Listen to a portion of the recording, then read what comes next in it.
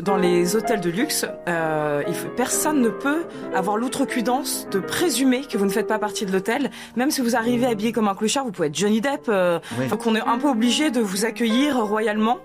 Clarisse Gorokoff est une romancière. Il ne faut pas suivre à la lettre tout ce qu'elle dit. Ne vous suicidez pas immédiatement, ne posez pas des bombes, c'est interdit.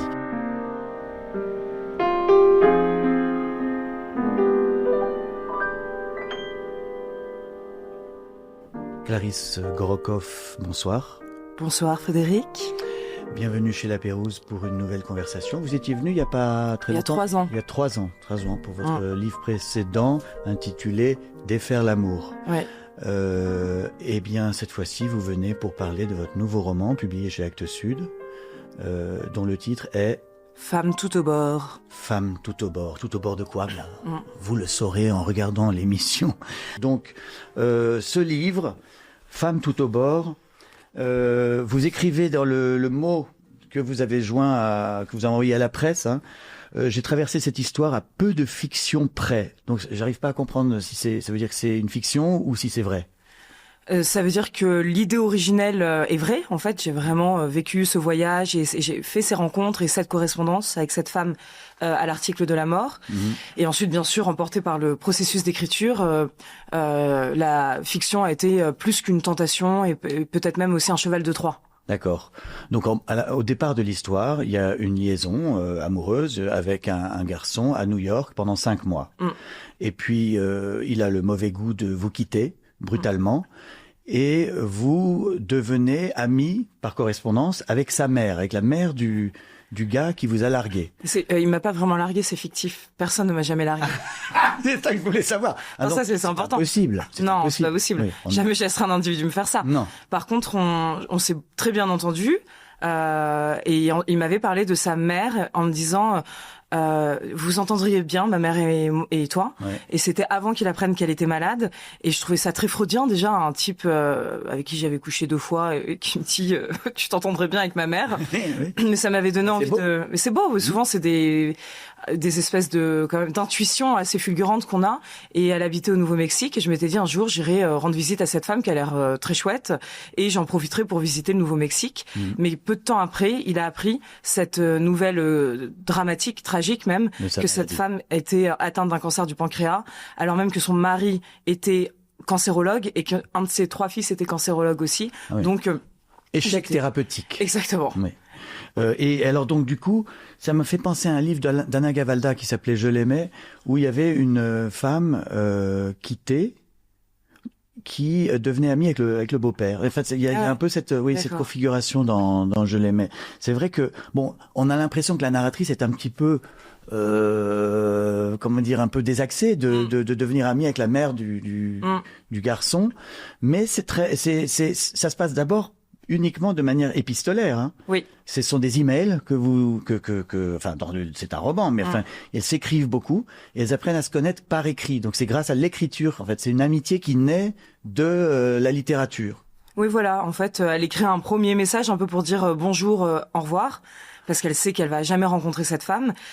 Et elle est prise d'une espèce de chagrin assez inexplicable et irrationnel qu'on va découvrir dans le livre, qui fait écho à la propre mort de sa mère quand elle était enfant et à qui elle a jamais pu dire au revoir en fait. Et donc là, c'est une sorte de projection ou de transfert sur cette femme qui voit la mort lui foncer dessus. Et mon héroïne est assez fascinée par la mort et c'est l'occasion de dire au revoir à une mère, même si c'est pas la sienne, d'accompagner une femme vers la mort et de lui dire au revoir et de la soutenir aussi et de lui donner l'occasion de livrer des choses qu'elle pourrait pas forcément livrer aux êtres qu'elle côtoie tous les jours, parce qu'on les préserve en fait généralement. Oui, alors ça c'est intéressant parce que c'est un peu l'extrait que je voulais vous faire lire, donc on y va direct. Pouvez-vous lire s'il vous plaît la page 30, Clarisse? Oui, 30 pages. À partir de Jack me tend. Non. À partir de là où j'ai marqué. Soyez un peu discipliné, s'il vous plaît. Vous vous écriviez souvent, Faye et toi? Quasiment chaque jour. Et vous parliez de quoi? Il me regarde trop longtemps, de tout et de rien. Il hoche la tête. Je vois bien qu'il n'en croit pas un mot ou qu'il aimerait en entendre davantage. Qu'est-ce qu'on confie à quelqu'un qu'on n'a jamais vu? Oh, parfois plus qu'à ceux qu'on voit tous les jours. Il hoche la tête, puis baisse les yeux. C'est ça, les confidences modernes. On écrit à des inconnus pendant que ceux qui vous aiment rangent les médicaments. J'ai beaucoup aimé cette dernière phrase, très dans votre style, assez laconique et tout en étant brusque. Depuis votre premier livre, vous avez toujours traité ce sujet. Au fond, on pourrait dire que vous avez des mother issues. Ouais. On parle souvent des daddy issues. J'en ai aussi beaucoup des daddy issues. Vous avez les deux. J'ai beaucoup d'issues. C'est pour ça que j'ai pas d'enfants, parce que les pauvres, ils auraient des grandfather issues. Ce serait sans fin. Donc, alors, on récapitule. Il y avait ce livre qui s'appelait Les Fillettes, aux Équateurs. Ouais. Vous parliez de la mort de votre mère. Vous aviez quel âge? À la mort de ma mère? Oui. 5 ans et demi, et le et demi est très important parce que c'est 6 mois de plus et c'est 6 mois que j'ai pas eu non plus. C'est pas nuit. Et donc elle était accro aux médicaments, elle était très autodestructrice, mais elle est morte de quoi? Alors, elle est morte d'une crise d'épilepsie qui est une réaction physique que son corps a faite, oui. Parce que en fait son corps était un champ de bataille depuis ses 12 ans. Sa mère était pharmacienne, son père était médecin, donc elle avait accès à la pharmacopée et elle était très intelligente. Elle connaissait le Vidal par cœur et elle se concoctait des petits cocktails pour décoller de ce monde, ce qui est compréhensible. C'est un peu plus dommage. Enfin, c'est compréhensible pas de vouloir de se détruire. C'est compréhensible de vouloir un peu quitter ce monde et ce système de temps en temps. Mais il faut trouver les bons outils, les bons moyens, quoi. Oui. Et tous vos livres parlent directement ou indirectement de cet événement fondateur chez vous. Casse-gueule chez Gallimard, bon, c'était une femme défigurée, c'est un peu différent. Défaire l'amour, j'en ai parlé, c'était une histoire d'amour à Istanbul, mais il y avait aussi une référence à l'absence de votre mère. Et cette fois, vous êtes passé chez Actes Sud. Au fait, pourquoi vous changez d'éditeur à chaque livre? Mais c'est une très bonne question. Il faudrait la poser aux éditeurs. Pourquoi ils ont une telle capacité à décevoir les auteurs? Non, mais je pense que j'ai aussi un publisher issue. Ah oui. Voilà. Donc beaucoup d'issues, mais je suis très contente avec Actes Sud. Et là, en fait, cette histoire qui est quand même, comme vous le dites, c'est quand même une histoire à la base un peu vraie. Cette correspondance avec cette femme comble le vide maternel. C'est ça que vous la prenez comme une mère de substitution un peu. Un peu, et puis de toute façon, quand on a vécu quelque chose de si tragique et de si sculpteur, de formateur dans notre prime jeunesse, comme l'arrachement d'un parent, c'est comme une amputation, presque toute notre vie va être au diapason de ça, ou va être pas forcément pour guérir, pour combler, mais en tout cas pour... c'est le fil rouge. Ça veut pas dire que je suis animée en permanence. Je veux dire, je ne berce pas ce deuil, mais c'est sûr que ça m'intéresse de le décliner. Et l'écriture est vraiment géniale pour ça. Je peux le décliner sous plein de facettes. Là, je parle pas tellement de ma mère, moins que dans Les Fillettes, mais j'ai l'impression aussi que ma mère fait partie d'une famille de femmes, justement, ces femmes tout au bord, et que j'ai retrouvées au cinéma avec des Marilyn Monroe, des Romy Schneider, des Gena Rowlands dans les films de Cassavetes, même Marie Trintignant dans Betty. Je me souviens quand j'ai allumé la télé, je devais avoir 12 ans, je rentrais du collège et je suis tombée sur une scène de Betty, de Claude Chabrol, et je voyais Marie Trintignant comme ça avec son verre de whisky, sa cigarette, et ça m'a... Vous aviez l'impression de voir... Ah, j'ai eu l'impression, je connaissais cet état d'âme, il était très familier. On passe au jeu Devine tes citations. Clarisse, je vous rappelle, puisque vous connaissez l'émission, je vais vous lire des phrases de vous tirées de vos 6 livres. Vous devez deviner le titre du livre dans lequel cette phrase a été publiée. On dirait qu'il m'aime pour ce que je suis, mais qui suis-je? C'était dans Défaire l'amour? Oui, Défaire l'amour, 2023, bien répondu.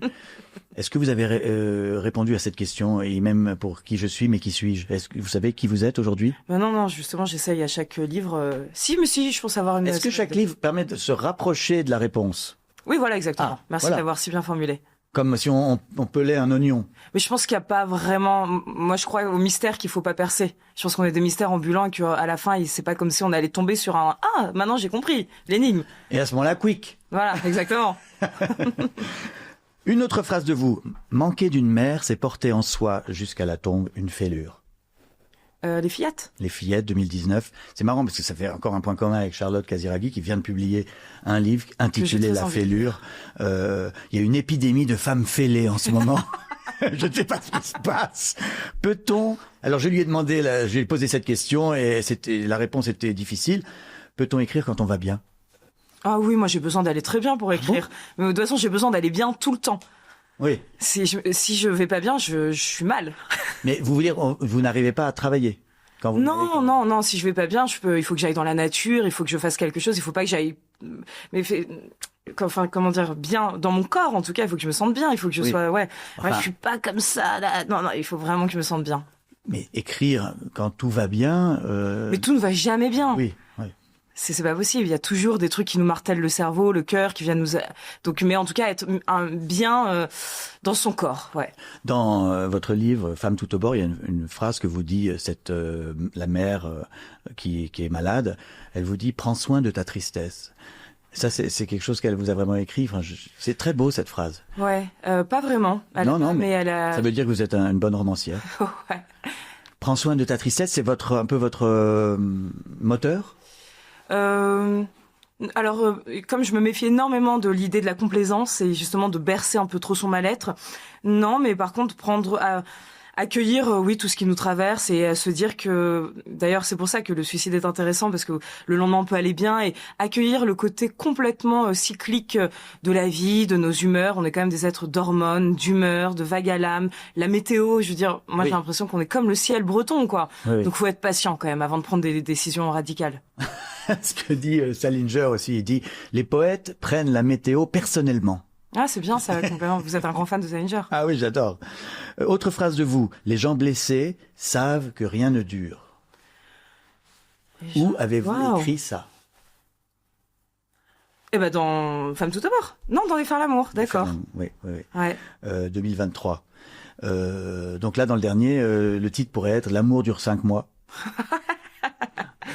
D'ailleurs, je pense pas du tout que l'amour dure 3 ans. C'est vous qui avez lancé cette idée-là ou c'était déjà... C'était le titre d'un de mes livres. Mais c'est vous qui avez créé le concept de ça? À l'époque, il y avait des études scientifiques, statistiques et biologiques qui disaient qu'il y avait un changement au bout de 3 ans. Oui, un changement. Oui, un changement justement hormonal. Une dernière phrase. Il était une fois, dans un splendide palais sur les rives du Bosphore, une jeune femme qui s'apprêtait à poser une bombe. De la bombe. Première phrase du livre. Franchement, quand vous avez publié ce livre, bravo, parce que ça, c'est d'un classicisme. Il était une fois dans un splendide palais sur les rives du Bosphore, une jeune femme qui s'apprêtait à poser une bombe. C'est une des meilleures premières phrases de roman. Merci. Mais vraiment, ça fait penser à Alexandre Dumas, tellement c'est... Vous voyez, et le dernier mot, une bombe. Ouais. Après, ça se casse la gueule. Oui. C'est un peu le danger quand on fait une bonne première phrase, c'est qu'après il faut maintenir le niveau. Oui, c'est vrai, mais vous y arrivez très bien. Donc c'était une terroriste de luxe puisque ça se passait au Four Seasons d'Istanbul. Pourquoi ce choix de... J'habitais à Istanbul à l'époque et en fait... Four Seasons, ça m'étonnerait. Non, mais je m'incrustais dans l'hôtel pour me baigner dans la piscine parce qu'il n'y a pas de piscine municipale, en tout cas dans lequel on a envie d'aller. Et on vous tolérait? Ah bah ça c'est un petit tip que je donne à tout le monde. Dans les hôtels de luxe, personne ne peut avoir l'outrecuidance de présumer que vous ne faites pas partie de l'hôtel. Même si vous arrivez habillé comme un clochard, vous pouvez être Johnny Depp. Et donc on est un peu obligé de vous accueillir royalement. Et donc moi j'arrivais pas du tout. Donc en fait il faut avoir l'air arrogant. Voilà, c'est une évidence. Donc moi, je mettais ma serviette au bord de la piscine, on m'apportait des cacahuètes. Je disais que je rendais visite à mes grands-parents dans la chambre 421. Et j'avais les cacahuètes et je faisais mes longueurs. Et je me suis dit, en fait, tout le monde pourrait arriver à faire ça et pourquoi pas poser une bombe. Mais c'est comme ça que l'idée est née. Oui, alors donc Clarisse Gorokoff est une romancière. Il ne faut pas suivre à la lettre tout ce qu'elle dit. Ne vous suicidez pas immédiatement, ne posez pas des bombes, c'est interdit. Votre mère se prénommait Pascaline. Oui. Et qu'est-ce que Faye, donc la mère de votre ex, vous a appris sur Pascaline? Bonne question. Ah oui, il y a que des bonnes questions ici. Ouais, tout à fait. Déjà, bien sûr qu'elle ne se connaissait pas. Peut-être apporter un regard de femme sur ma mère et plus de petite fille en quête de cette maman disparue, mais peut-être de regarder la femme dans l'entièreté de son destin. À un moment, elle parle aussi d'Albertine Sarrazin, l'Astragale, que l'héroïne lui offre, et je lui ai vraiment offert dans la vraie vie. Et c'est ces espèces de femmes au destin qui est dangereux et toujours au bord du précipice, mais finalement qui, je trouve, vaut 1000 vies longues et infiniment chiantes. Voilà, et peut-être à regarder ce destin sous ce prisme-là. Et est-ce que vous ou la narratrice, c'est pareil, c'est pas grave. Est-ce que vous êtes obsessionnel? Je veux dire, est-ce que chaque fois que vous rencontrez un garçon, vous voulez rencontrer sa mère tout de suite? Non, généralement, je préfère rencontrer leur père. Mais non, pas du tout. Là, c'est vraiment parce que cette phrase qu'il m'avait dite et en fait, bizarrement, je me sens beaucoup plus liée à cette femme qui est morte maintenant, qui a son fils que j'aime bien, qui est un écrivain très talentueux. Mais le lien, je crois que parfois dans la vie, on rencontre des gens, on se dit, je t'ai rencontré en premier, mais c'était bien sûr pour m'ouvrir cette relation. C'est très gentil pour lui. Non, je pose la question autrement. Pourquoi est-ce que une femme, qui est peut-être qui vit une rupture amoureuse, pourquoi elle va chercher du réconfort chez la mère? Ça paraît maso un peu. Alors, par exemple, dans les cultures orientales, la mère est tellement présente et importante dans la manière dont l'homme se construit que ça pourrait avoir du sens si on sort avec quelqu'un d'une culture orientale de vouloir aller à la source, à l'origine. Oui.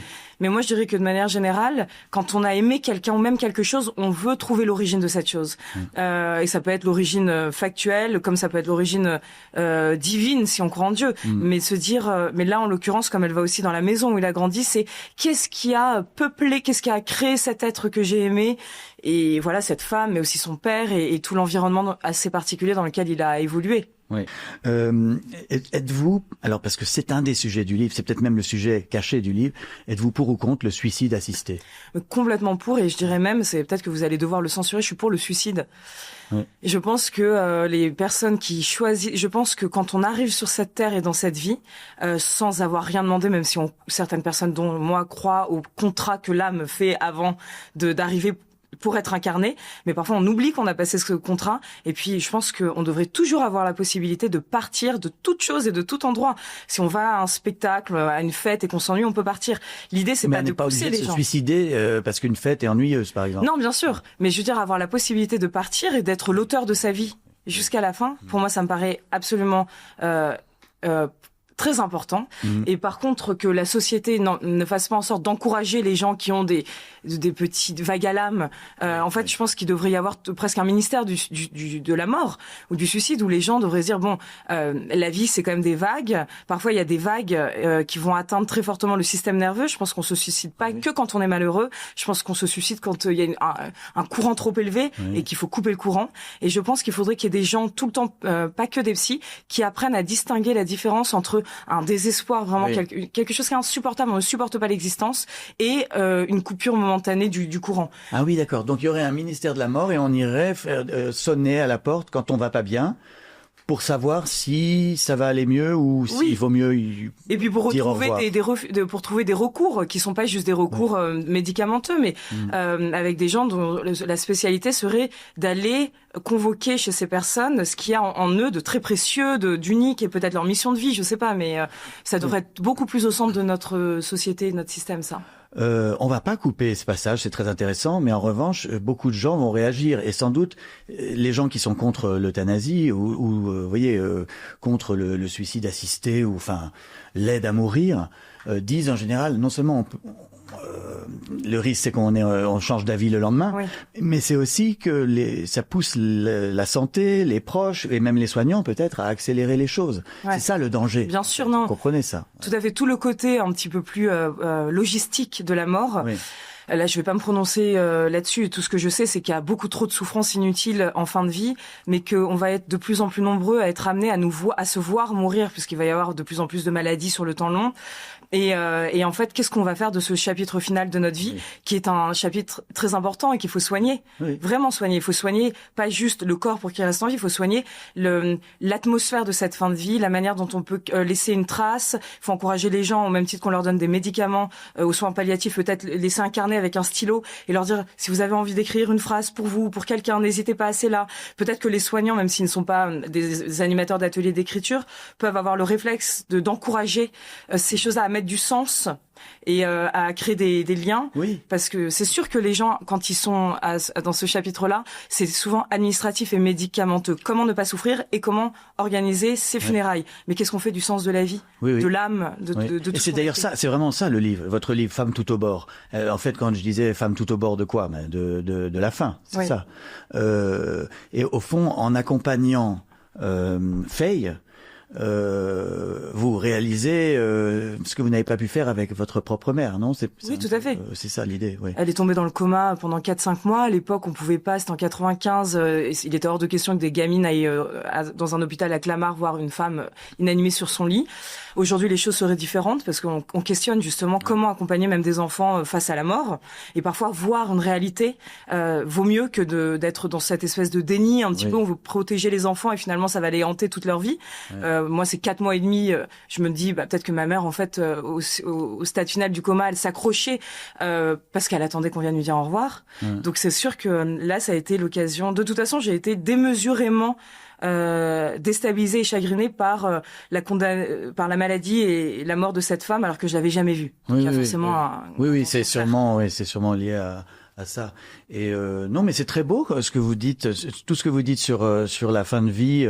Et c'est vrai qu'on a une lâcheté. En fait, on a une lâcheté. Alors du coup, soit il y a des gens qui sont pressés que ça s'arrête, soit rien n'est vraiment organisé pour en parler, tout simplement. Oui, c'est comme si en fait la mort était un rendez-vous avec soi où il faut faire le point. Et en fait, c'est idiot de le faire si tard, le point. Peut-être qu'on devrait faire des bilans un peu plus réguliers. Ouais, tout à fait, je suis d'accord. Et c'est pas ça le rôle de la littérature? Si, tout à fait. À la fois quand on écrit, mais aussi quand on lit. Mais complètement. Non, je pense que quand on lit, bien sûr, de toute façon, on est des êtres de projection. On vit par procuration, on grandit par procuration. On va pas pouvoir vivre 36 000 vies, mais un livre qui est bien écrit nous procure une émotion et parfois même la sensation de s'être dépassé comme les personnages. Et donc, c'est hyper important de lire et de vivre par procuration ces victoires, ces accomplissements, ces bilans existentiels qui nous concernent tous. Le questionnaire de Bec BD est absolument passionnant et culte. Est-ce que vous êtes prête? Vous avez reçu les questions, préparé vos réponses? Pas trop, mais bon. Non. Attention, on y va. Pourquoi un jeune devrait-il lire votre livre au lieu de scroller sur TikTok? Parce que la grâce. Non pas que mon livre ça soit la grâce, mais oh, la prétention de cet invité. Non, la grâce dans le sens dans un livre, on a plus de chances de vivre des épiphanies. Bon, TikTok, je vois vraiment pas, moi je comprends pas TikTok, rien que le nom, mais parce qu'il se passe quelque chose, on rentre quelque part. Et en fait, quand on est lecteur, on est acteur. Quand on est sur TikTok, on s'anéantit. C'est ça. Donc, que savez-vous faire que ne sait pas faire ChatGPT? Mourir. Ah oui, parce que ChatGPT, je pense qu'il ne pourra jamais mourir. ChatGPT meurt à chaque fois qu'il y a une panne de batterie. Oui, mais il va phagocyter d'autres intelligences artificielles, il va tout faire, c'est ce qui est terrifiant. Il aura jamais de l'humilité de mourir, il voudra pas mourir. L'extermination ça va être sa grande peur, comme à nous tous. Vous n'avez jamais eu peur en l'écrivant que votre livre ne serve à rien? Non, moi j'aime bien les choses qui servent à rien, les êtres qui servent à rien. Je trouve que c'est génial de servir à rien. Ça veut dire qu'en fait on existe pour la contemplation, pour le bonheur d'exister. Pensez-vous qu'un écrivain doit être gentil? Je pense qu'il doit être bon, dans tous les sens du terme. Bon, quand on fait les choses et quand on existe à moindre des choses, de vouloir être bon. Donc bon avec son cœur, bon avec son esprit. Je supporte pas les gens qui utilisent la méchanceté pour montrer qu'ils sont intelligents. Et je trouve qu'il y en a beaucoup dans la littérature et ça m'énerve parce que je trouve que c'est plus facile d'avoir l'air intelligent avec la méchanceté qu'avec la gentillesse. Moi j'adore Charles Julier, il est extrêmement bon et j'aimerais que les gens... Bon au sens de bonté, Bonté, mais c'est pour ça que c'est un bon écrivain parce qu'il est bon. Je dirais quand même que le pessimisme rend parfois les phrases plus étincelante que l'optimisme. Je suis d'accord. Mais ça, c'est différent. Le pessimisme, bien sûr, tout à fait. J'adore Suran, bien sûr. Mais on peut être pessimiste et fondamentalement bon. Et bon, avez-vous déjà écrit en état d'ivresse? Non, pas du tout. Alors là, pas du tout. En état d'ivresse, je suis bonne à rien. Que pensez-vous de la critique littéraire? Est-ce que c'est un mal nécessaire, une perte de temps? Alors là, c'est peut-être mon côté un petit peu bisounours. Je pense que quand on prend la peine de lire quelque chose, de regarder une œuvre et en plus de dire je vais convoquer mes neurones pour en parler, il vaut mieux que ça soit pour en dire des choses qui donnent envie aux gens. Enfin, moi, il y a plein de choses que j'aime pas et hop, on passe à autre chose. Et puis, c'est pas la peine d'utiliser de l'énergie pour en parler, pour démolir quelque chose qui pourrait toucher d'autres personnes. Mais vous en lisez vous en avez, et quand on écrit sur vous lisez. Mais je suis contente, je viens d'avoir une pleine page dans le monde des livres et j'étais vraiment très heureuse. Mon ego, c'est... c'est formidable. Je sais pas, les bonnes critiques, mais les mauvaises, non. Quel est l'intérêt? Quel est votre chef-d'œuvre, à vous, votre meilleur livre? Je pense que tout le monde répond ça. Il est pas encore. Oui. C'est ça? Non, personne. Non, c'est la première fois. Il est pas encore écrit. Mais j'espère que j'aurai pas trop de chefs-d'œuvre non plus, parce que c'est comme avoir des enfants et en préférer un. Oui. Moi, je les aime tous avec leur maladresse. Oui. Êtes-vous une ouin-ouin? Ça veut dire quoi? Eh ben, c'est l'expression qu'on emploie un peu pour qualifier les gens qui se plaignent, qui se lamentent. Est-ce que vous pensez que je suis une ouin-ouin? Non, je crois pas. Moi, non, pas du tout. Je pense que vous vous plaignez, mais avec discrétion et style.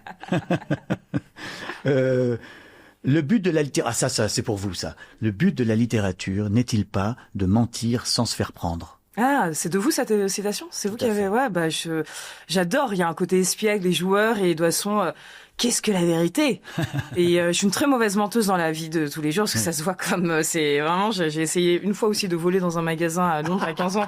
Je suis allée voir le vigile en lui demandant où était le vernis pour me le mettre dans la poche. Il a tout de suite compris que j'avais volé quelque chose. Et pareil pour le mensonge, je suis une piètre menteuse, donc peut-être que j'utilise un peu le dispositif de la littérature pour mentir en toute... légalité. Voilà. Qui est le meilleur écrivain français vivant?